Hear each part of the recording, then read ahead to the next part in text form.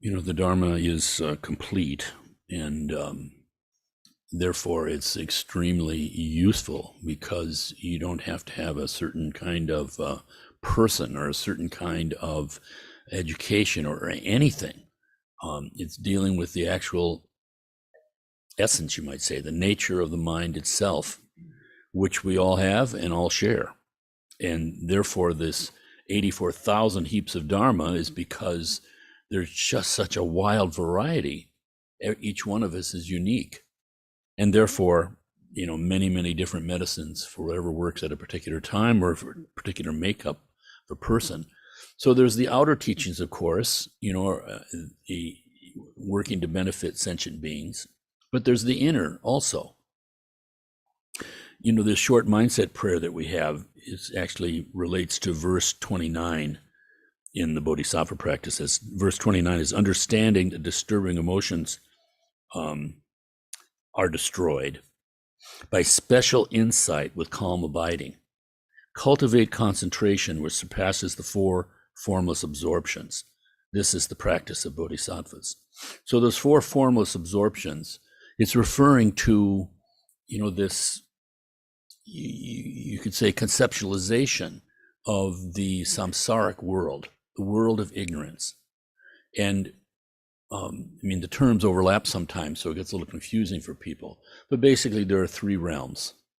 The realm that we're talking about almost all the time is called the desire realm. That's where we are. Within the desire realm, they say there are six realms, hellish, hungry ghosts, animals, human beings, jealous gods, and then the sensual gods. So that's where it gets confusing, because you hear about the six realms, but that's just within one of the three realms. So we've got the realm of desire. And we all know that everything for us is motivated by desire. We can't say I'm going to be without desire, because wanting to be without desire is a desire. So that's the situation we find ourselves in. So therefore, it gets very skillful.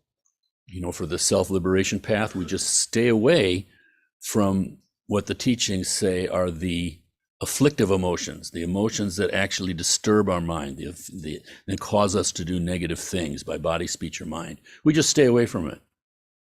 And to do that completely is a very, very high spiritual state. But almost infinitely beyond that is the state of Buddhahood. And we get there by two different ways. One is the conventional way, using our conventional mind. And now we actually start using our propensity towards desire, our conditioning for desire.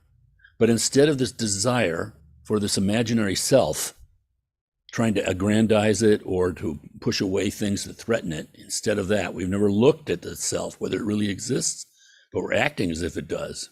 In fact, it controls us. So instead of that, we now use our desire as love and compassion, but for others. And this is so remarkable, because this is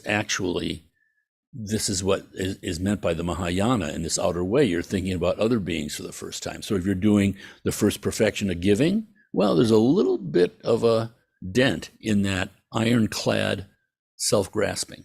You give to someone else, even if you have the idea, hey, they're going to like me more because I do. There's still self-grasping in it, but it's all right. You're eroding that away. So that's the conventional path. And then there's the extraordinary path, the Mahayana. Same motivation, same end result, but different methods. And that's what we call the Tantrayana, Vajrayana, Mantrayana, all these various terms, where you're imagining that you're a Buddha right now. And then the qualities, of course, the more that you can identify that, the qualities of the Buddha mind start emanating from you, again, in a gradual way. So these are extremely skillful.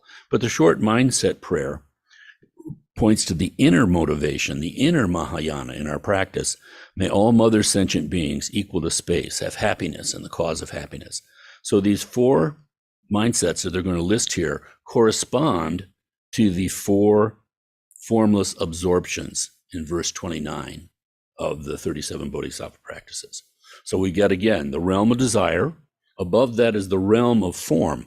Now, it means subtle form. These are heavenly realms with various gods. But again, no form there. It's called the realm of form, but it means subtle form. And then above that is the formless realm. In Sanskrit, it's like a cappella, atheist, rupa, without form. Formless realm has 4, it's called stations of Brahma, the highest that you could get, the Buddhists believe, in the Hindu system. That's what the short mindset prayer refers to. This first step in the formless realm is complete love. So may all mother sentient beings equal to space have happiness in the cause of happiness. That's love, wanting others to have happiness. If your mind was completely purified of nothing but this wish for happiness of others, if your mind was completely immersed in love, you would find yourself in this first step, the first Brahma Vihara, it's called. Now, the next one, it gets more subtle. May they be free of suffering and the cause of suffering. You can see how that's greater, because now you not only want all beings to be happy, but you want them to be completely free of suffering and dissatisfaction. This is the second step in the Brahma Viharas. Then the next one, may they not be separated from the happiness free of suffering. When all that suffering is gone, there's joy. To immerse yourself, to be completely at one with the joy of others. Rinpoche says it's the fastest way to enlightenment, to just experience the joy of other people, sincerely. And that's really an amazing thing if you think about it. Think of the wisdom aspect of it. You can have someone that you hate or has all the characteristics that you think are wrong, and they may actually be completely deluded and doing all sorts of negative things. But, you see them smile at seeing a sunset or something. And if you can join into that smile, all of that other stuff is gone. And then finally, may they abide in equanimity, free of attachment and aversion to near and far. So this is the great impartiality. Suddenly all these karmic and samsaric things are no longer triggering us. So this is remarkable. This final one is the state to which, these final two are the states to which the Buddha attained when he left his kingdom and his palace, leaving his wife and newborn behind, after he went to contemporary teachers at that time. And with the first one, he attained to this third level, not separated from happiness or free from suffering. But then he wasn't quite satisfied, so he went further and found another teacher, I can't quite remember his name, anyway, and attained to the second level, the great equanimity, which that teacher thought was the final stage, and offered the Buddha, said, here, why don't you teach my 10,000 students, or whatever it was. And the Buddha said, no, I need to find what is the cause of suffering. And then went on his own, practicing the ascetic path for some years, and then finally discovering the middle way, rediscovering the middle way. So in our inner sense, this shows the completeness of the Mahayana, because it's one thing to be working on ourselves and our mind, but when you're actually thinking about, extending your love towards others, this is broader. This is broader. I mean, meditation can be just sort of an obsession even about, how am I doing? Or my own individual dissatisfactions, and all those things are good to be working on. But this is the aspect that shows you the greatness of it, because it's getting even further away from this obsession with ourself. Now, I wanted to read something this morning that Lama Govinda wrote in 1970 also, because, it strikes me that this suffering world is exactly like they describe in the text. Gampopa says samsara is vicious. And we can go through very peaceful kind of times and people kind of fool themselves, well, this isn't so bad. And then horrible things can happen. And, there you are. I mean, I remember as a child, reading. I was 13 probably, and my father had fought in World War II. He actually got a Purple Heart in Guam. The day he died, he still had Japanese shrapnel in his body that they couldn't get out. And I remember reading William Shirer, who was a journalist who was in Berlin all during the 30s. And he wrote a book called The Rise and Fall of the Third Reich. And I remember reading this, and as a kid, I just couldn't understand, why was this allowed to happen? And then going sort of the same time, thinking about the Great Depression. And, I asked my father, what happened? He said, well, the factories stopped making stuff. And I said, why didn't they all just get together and agree to make stuff? But there's no answer, So I remember pondering these kinds of things. And later you come to the Dharma over your own, usually individual kind of struggles, but then you can discover this kind of connection. Because what we're experiencing is each one of us as individuals, our frustrations, our joys, this is reflected in every being. And in other ways, maybe with less intellectual intelligence, but with the animals, everything out there. And then with the Tantra, everything becomes alive. So you see that the whole world needs this kind of individual transformation. And that's very frustrating because, I think of a great teacher like Gar Rinpoche, you see that the peacefulness and the continuing nature of his joy. Like the movie said, he's always happy. How can you be in the midst of all this suffering, in the midst of misunderstandings? I think of my interactions with various teachers, and looking back on it, I'm surprised they just didn't break out in huge guffaws at my ignorance. But there's this unbelievable patience. But it's not the patience of, this doesn't touch me. Instead, it's the patience of like a mother who's completely involved with the welfare of her child, and yet knows the time, when the 3-year-old is battling with a sister, it's not the time to start teaching calculus. They're skillful, but comes out of that tremendous love comes tremendous wisdom. And actually the other way around. With this wisdom comes tremendous love. There's no separation either way. It works. So this is Lama Govinda, who was this German man who became Buddhist in the 1930s and took vows. He was living in a hermitage in Sri Lanka, then Ceylon, and he was going to be a representative for his particular monastery at a convention that was happening of Buddhist monks and teachers in I think Darjeeling, Sikkim. And so he walked up, or trained, or however he did, and there he was in Sikkim, and suddenly, a blizzard rolled in, and he was stranded there. Instead of everybody's transportation was upset, and he was stranded for several days in where they had him as a guest in a Tibetan monastery. And, he'd wake up in the middle of the night and hear noise and wonder what was going on. He'd go, and here was this monk going around making all the different offerings to the Buddhas, to all these different chapels and everything in the middle of the night and doing his prostration and everything. And he had been taught that somehow, Tibetan Buddhism was some sort of degeneration or something because of the Sambhogakaya teachings, the Tantra. Well, eventually he became interested and became studying. And in the end, he gave up his robes and became a layperson, but he's a great scholar. And he went to Tibet in the late 1930s. So he had this amazing kind of introduction to Tibet, and also met a great teacher, Tomo Geshe Rinpoche. Geshe means, Geshe is like a title, Dalai Lama is a Geshe, it's like, PhD. No, Tomo means wheat.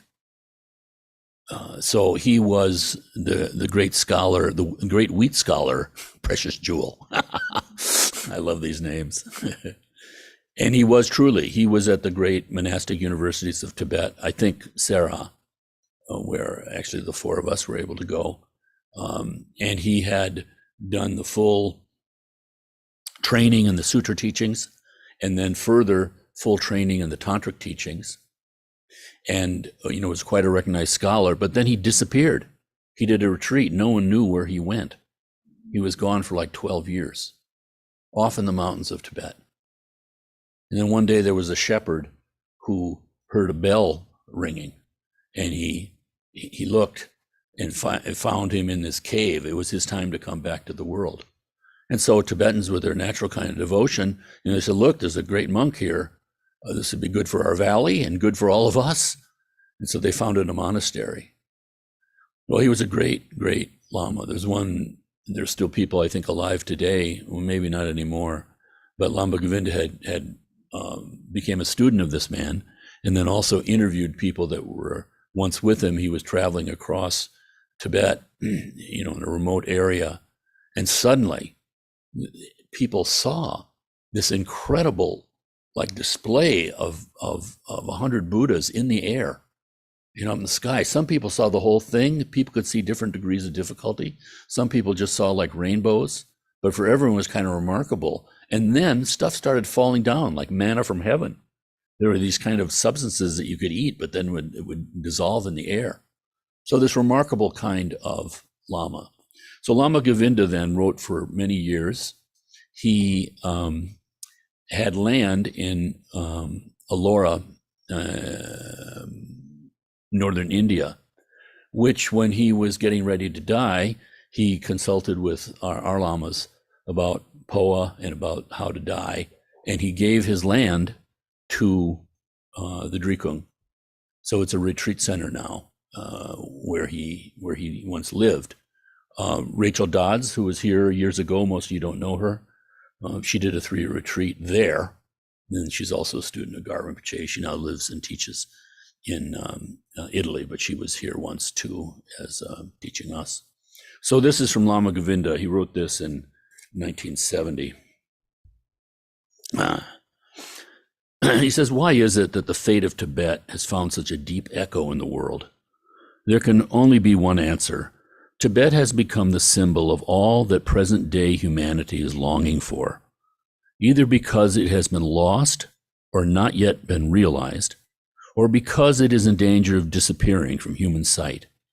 The stability of a tradition, which has its roots not only in a historical or cultural past, but within the innermost being of men and women, in whose depth this past is enshrined as an ever-present source of inspiration. But more than that, what is happening in Tibet is symbolical for the fate of humanity.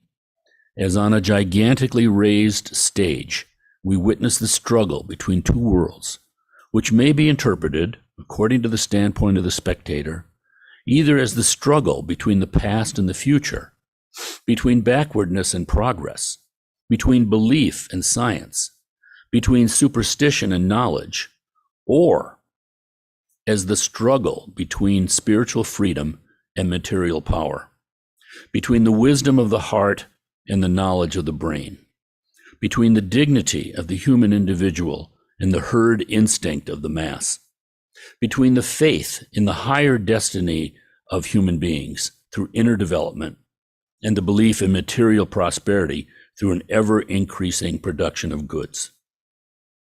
We witness the tragedy of a peaceful people without political ambitions and with the sole desire to be left alone, being deprived of its freedom and trampled underfoot by a powerful neighbor in the name of progress, which as ever must serve as a cover for all the brutalities of the human race.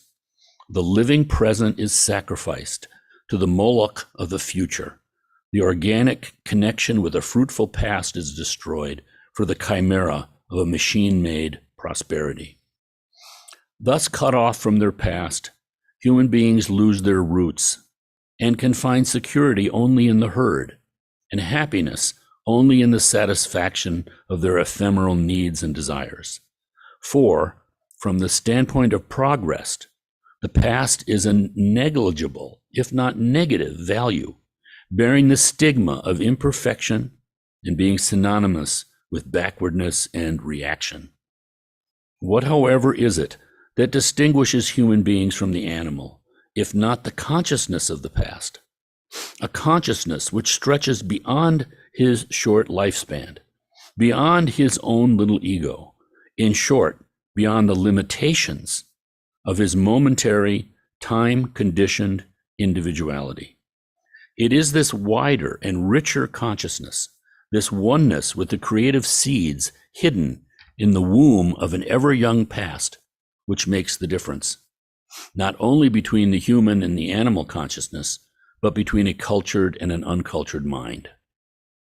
The same is true for nations and peoples. Only such nations are truly civilized, or better, truly cultured, which are rich in tradition and conscious of their past. It is in this sense that we speak of Tibet as a deeply cultured nation, in spite of the primitive conditions of life and the wildness of nature prevailing over the greater part of the country. In fact, it is the very harshness of life and the unrelenting struggle against the powers of nature that has steeled the spirit of its inhabitants and built their character. Herein lies the unconquerable strength of the Tibetan, which in the end will prevail over all external powers and calamities. This strength has shown itself throughout Tibet's history. Tibet has been overrun more than once by hostile powers and has gone through worse calamities than the present one, as in the times of King Langdharma, who usurped the throne of Lhasa and persecuted Buddhism with fire and sword. But the Tibetans never bowed to any conqueror or to any tyrant. When the hordes of Genghis Khan drowned half the world in blood, and Mongols overran the mighty Chinese Empire and threatened to conquer Tibet, it was the spiritual superiority of Tibet that saved its independence by converting Kublai Khan and his people to Buddhism and transforming this warlike race into a peaceful nation. Nobody has yet entered Tibet without falling under its spell, and who knows whether the Chinese themselves, instead of converting the Tibetans to communism, may not be subtly transformed in their ideas like the Mongolian hordes of yore. One thing is sure, and that is that while the Chinese are trying their utmost to crush Tibet by brutal force, the spirit of Tibet is gaining an ever-increasing influence upon the world. Just as the persecution of the early Christians by the might of the Roman Empire carried the new faith into the remotest corners of the then-known world, converted a small religious sect into a world religion, and finally triumphed over the very empire that had tried to crush it. We know that Tibet will never be the same again, even if it regains its independence. But this is not what really matters. What matters is that the continuity of Tibet's spiritual culture, which is based on a living tradition and a conscious connection with its origins, should not be lost. Buddhism is not opposed to change. In fact, it is recognizing change as the nature of all life. It is therefore not opposed to new forms of life and thought or to new discoveries in the fields of science and technique. On the contrary, the challenge of modern life, the widening horizon of scientific knowledge, will be an incentive to explore the very depths of the human mind and to rediscover the true meaning of the teachings and symbols of the past, which had been hidden under the accumulated dross of centuries.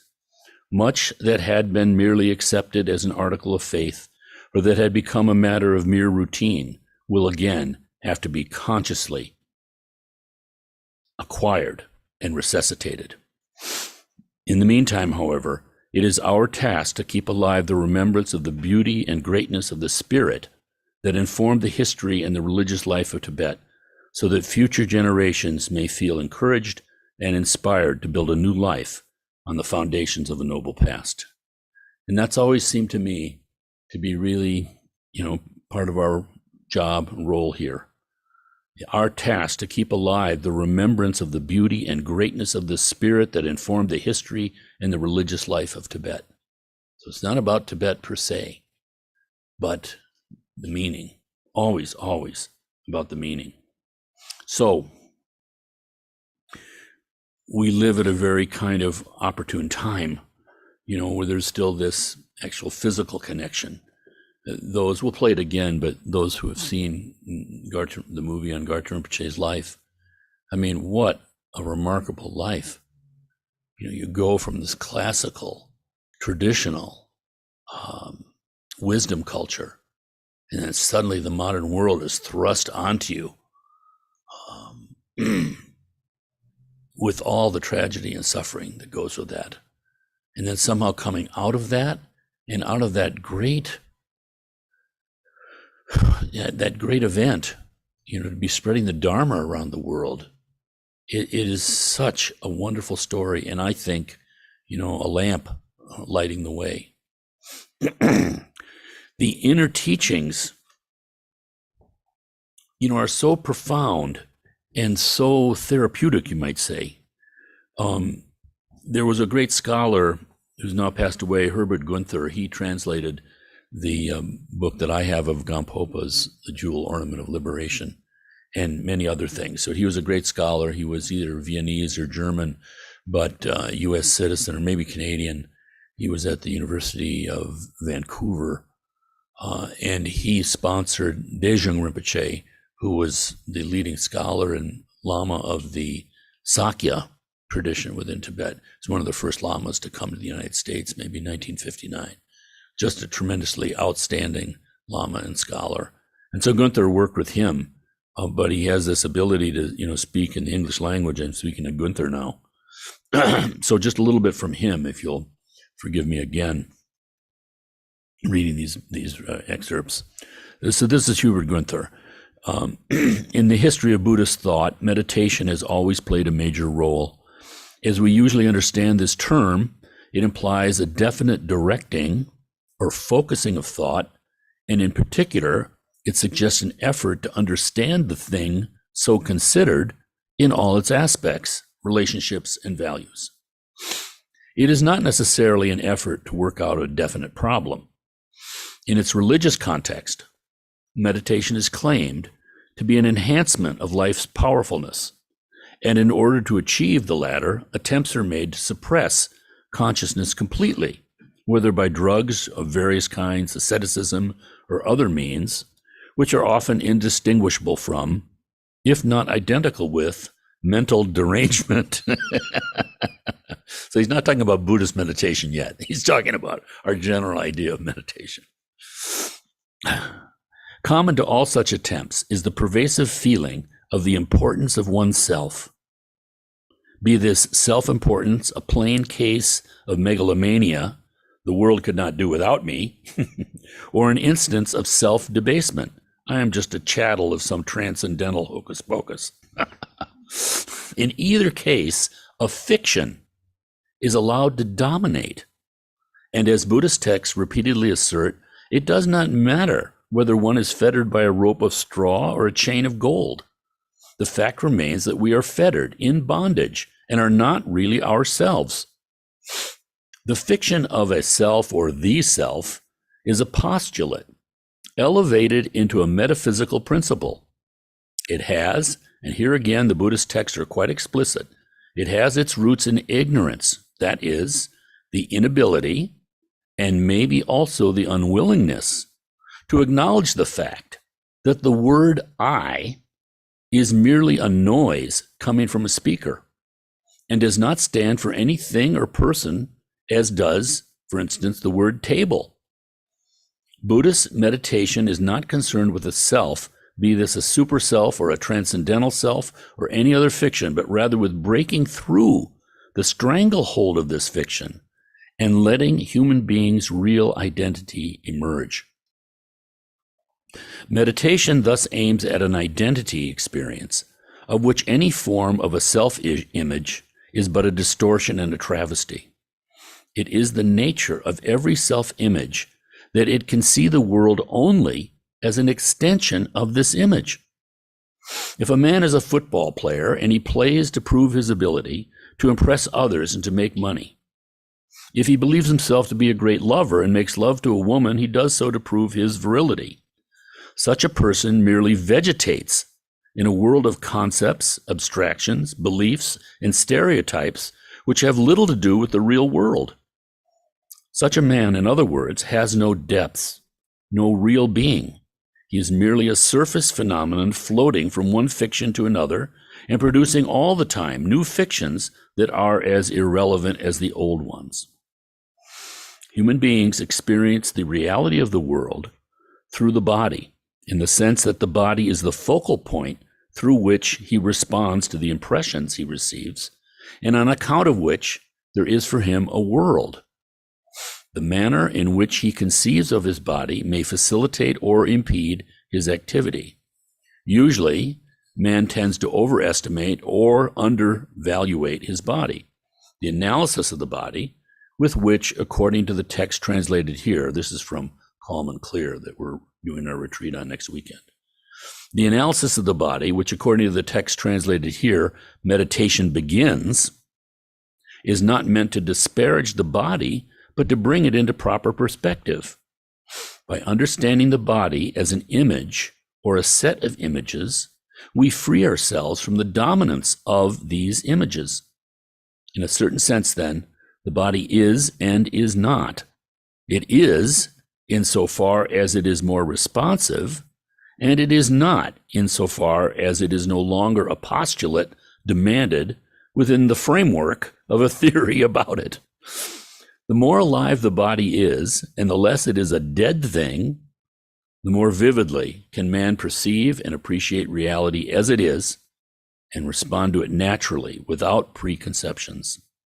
Therefore, what at first appears as a denigration is a very effective means of breaking the obsession with the body as something that can and must be manipulated for selfish purposes. And it is by breaking this fixational obsession that we learn to see with an immediacy which lets things appear in a magic glow, as it were, without detracting from their intrinsic value of being. So the same analysis has to be applied to what is called the mind. Most of our experiences are filtered through a system of categories, constructs, fictions, and rubrics, always ego-centered on the assumption that the world can be seen only from the vantage point of the interests or demands of the perceiver. Such demanding perception usually distorts whatever is so perceived. It is always an attempt to force things to be what they never can be, and the self-defeating struggle against a natural response to things by just letting them be. Letting things be is another way of getting things into proper perspective, as contrasted with the previous preoccupation with the fictions of one's own making and imposing them on what there is. It seems as if a mind has become empty. It is unfortunate that our language has to use this misleading term, empty, for an original term that has nothing in it of this negativism. What has happened is not that mind is lost in a bleak desert or in desolate wastelands in which there is literally nothing, but that it has become enriched beyond measure, and that this richness defies any comparison with the paltry concepts of ordinary perception. In the same way as the body is not denied or despised by contrasting it with an allegedly superior mind, so also the mind is not suppressed for the sake of a hysterically advertised spirituality. What we call body and mind are mere abstractions from an identity experience that cannot be reduced to the one or the other abstraction, nor can it be hypostasized into some sort of thing without falsifying its very being.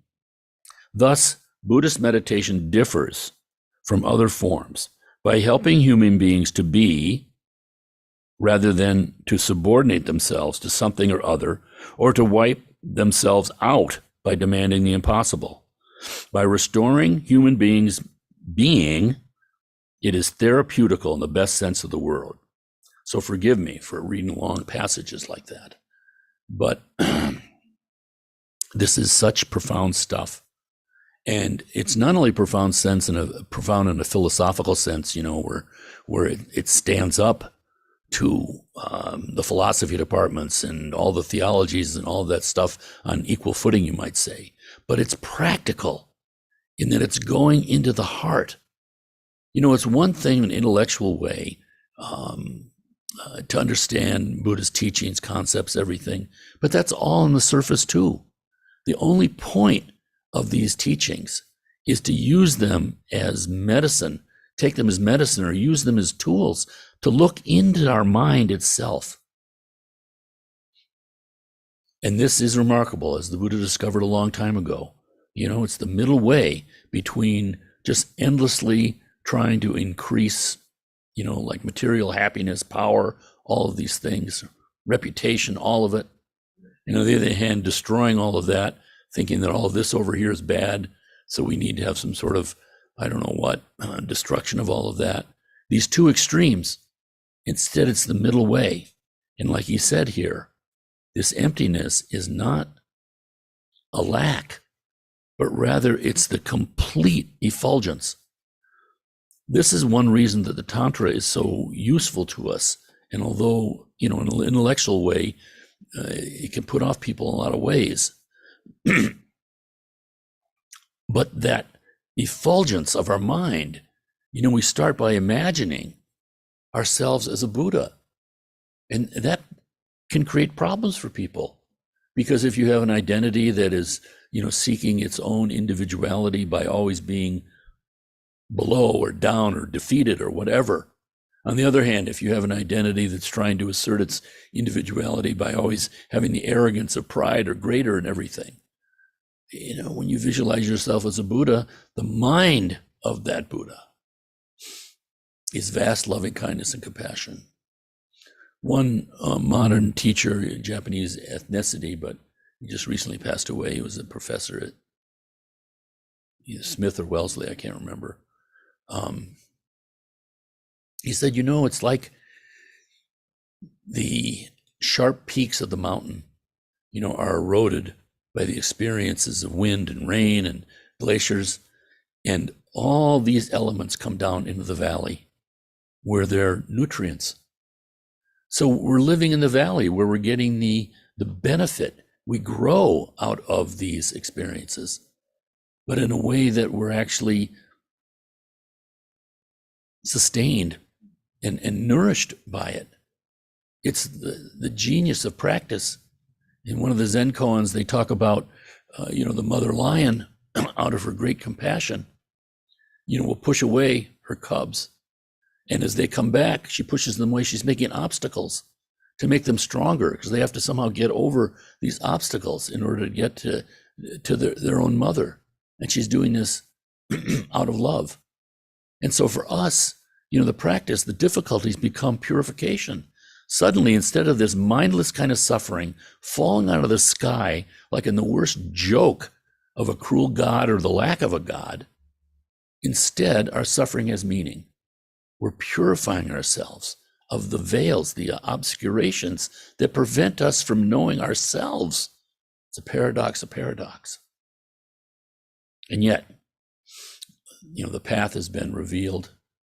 There are people who have walked that path, and we are under their guidance here. Lama Tarchin once said to me, you can be in a very humble situation, the Dharma Center. There can be all sorts of challenges and, unhappiness and all sorts of things.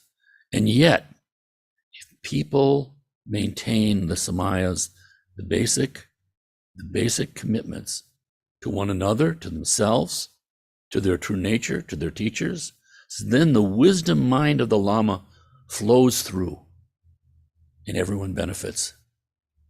And this is literally true. It's a wonderful thing. I have one friend that I knew a long time ago. I haven't seen her in a long time, but a very serious practitioner.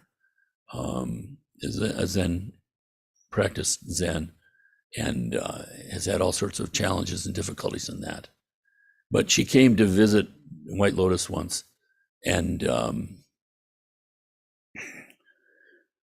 she just made an offering at the shrine. But she came afterwards. She said to me, I have to tell you something, that I felt, like Buddha's presence in your shrine. She says, the only other time I felt that with all these years of practice was when I went to Japan. and I was at the main shrine in Daitokuji Monastery in Kyoto. So it can be very humble, and yet at the same time, it can be the real thing. Okay, so that's enough from my hot air this morning. This morning is, once a month for Achi, Protector Practice. We'll do some other prayers too, but please let's take a break and